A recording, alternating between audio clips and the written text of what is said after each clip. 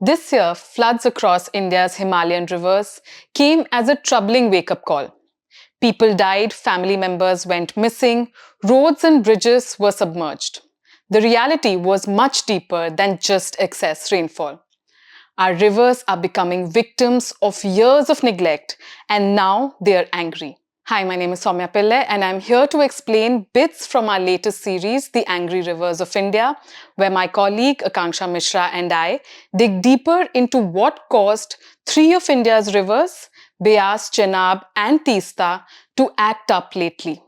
How poor catchment management, large-scale encroachment and climate change have not only changed the way our rivers flow, but have also increased the risk of annual floods along their banks. I will be linking the print's detailed stories in the description, so do check them out as well. The first river in our series, the Beas, long regarded as a calm and dependable presence in the Himalayas, has turned destructive this monsoon, submerging farmland, washing away bridges, and flooding large stretches of Himachal Pradesh and Punjab. The sudden fury has sparked a debate. Is the river becoming more dangerous, or have we made it easier for the river to cause destruction? The answer lies in a combination of extreme weather, ecological damage, unplanned development, and poor coordination between forecasting agencies and dam authorities. This year's monsoon brought unusually intense rainfall, far beyond what the India Meteorological Department had predicted for the dam catchment areas.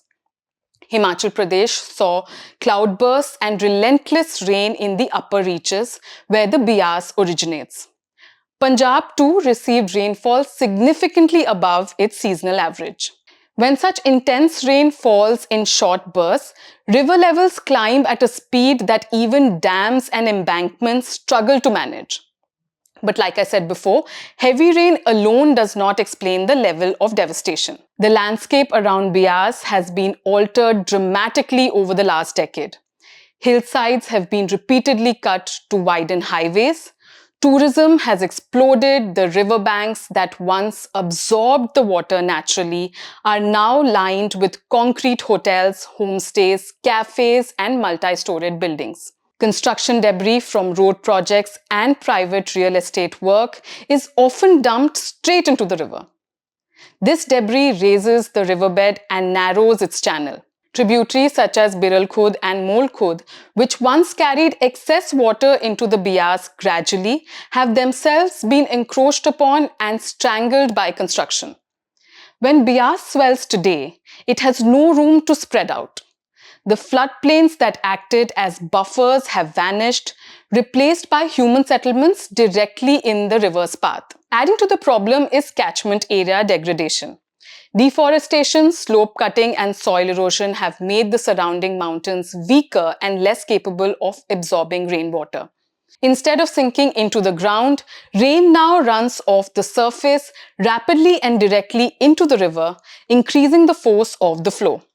Scientists point out that climate change is intensifying extreme rainfall events in the Western Himalayas, turning what was once rare into something increasingly common. Then there is dam management. The Pong Dam, operated by the Bhakra Beas Management Board, became the center of political confrontation when Punjab accused officials of releasing large volumes of water suddenly without adequate warning to downstream areas. Villagers said that they noticed water levels rising before announcements were made. Authorities defended themselves, saying that the release was necessary because rainwater had exceeded forecasts and the dam risked overtopping. But the incident exposed gaps between forecasting, communication, and decision-making and showed how one misstep could worsen an already volatile problem. This brings me to the next angry river on our list, the Chenab. Chenab used to be celebrated in folklore and songs as the river of love. It used to gurgle quietly in the backdrop of stories like Soni and Mahiwal, Heer Ranjha, but in recent years, it has clearly shifted from a sentimental symbol to a serious hazard. The shift has been driven by a deadly combination of geological factors, climate change, failing planning, and hydropower ambitions. Unlike rivers that meander gently through the plains, the Chenab cuts through young, seismically active Himalayan terrain. This means that it carries exceptionally high levels of silt, more than many other Himalayan rivers. Studies show that in the Chenab stretch near the Salal Dam, an estimated 48 million tons of sediment annually pile into its basin. That accumulation raises the riverbed and forces the water to diverge from its main channel during flooding, increasing damage downstream. The basin's upper slopes are sparsely forested, so rainwater runs off quickly rather than being absorbed, pushing large volumes of water into the river system at speed. Climate change and melting glaciers add a new layer of urgency.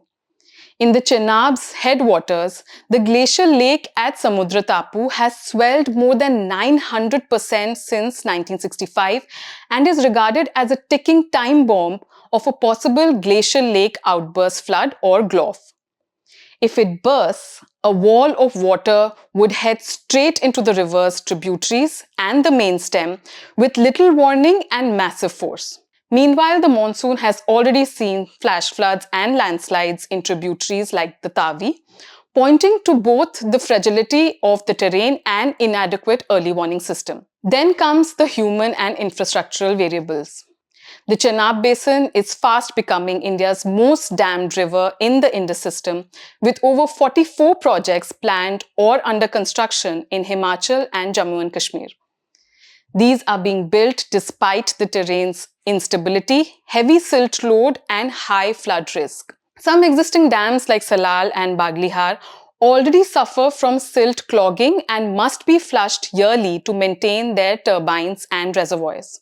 The Indus Water Treaty, under which Chenab waters are governed, prevented large storage reservoirs in India, but the recent push to exploit hydropower and river projects has accelerated development without adequate safeguards. The final river in our series of angry rivers is Teesta, which originates in the eastern Himalayas, known to be one of the world's fastest warming mountain ranges.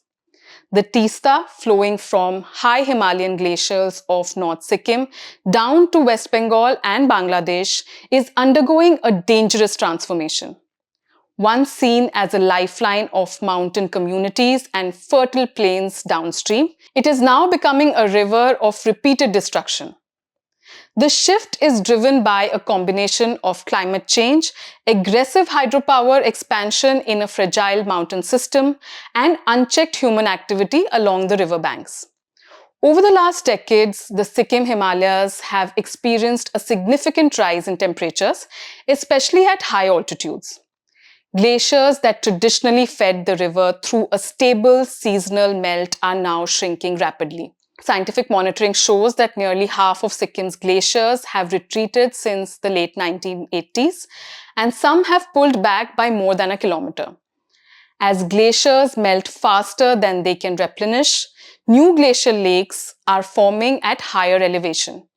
These lakes are expanding every year, holding back millions of cubic meters of water behind loose moraine walls, natural dams made of rocks and ice that can collapse suddenly anytime. This leads to what experts call GLOFs, a term that I referred to while discussing the Chenab as well. When a glacial lake bursts, the released water crashes downstream, picking up rocks, sand, debris, turning into a destructive flood wave. The 2023 Teesta disaster was triggered by exactly such an event. The sudden collapse of a glacial lake in North Sikkim sent a wall of water down the river valley without warning. Climate change has increased the frequency and intensity of these lake outburst events, creating a new category of risk in the eastern Himalayas.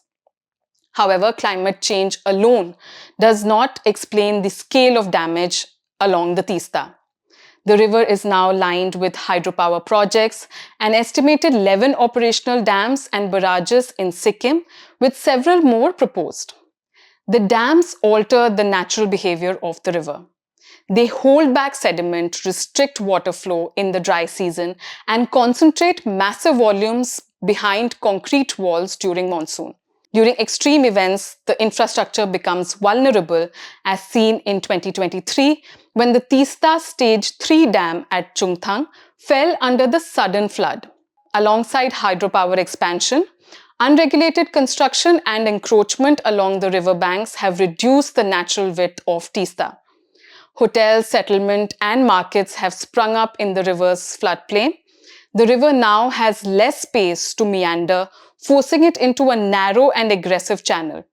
When floods occur, there is nowhere for the excess water to spread safely, resulting in greater destruction of built-up area. Further downstream, the Teesta also becomes a political issue. Bangladesh has been demanding a formal water-sharing treaty for years, arguing that reduced dry season flow affects millions of farmers. West Bengal has been opposing the agreement, citing its own agricultural needs. The dispute has stalled diplomatic negotiations between India and Bangladesh for more than a decade. To summarize, the story of India's rivers is a risky mix of climate extremes made worse by human activities. These rivers are not acting on an angry whim. Their plight is a result of decisions made over years: shrinking floodplains, unstable hills, inadequate forecasting, and infrastructure built where the river once flowed freely. Yes, this year's flood were a result of rain, but human choices turned that rain into a disaster. That's all from me. My name is Soumya Pillai, and you were watching The Print.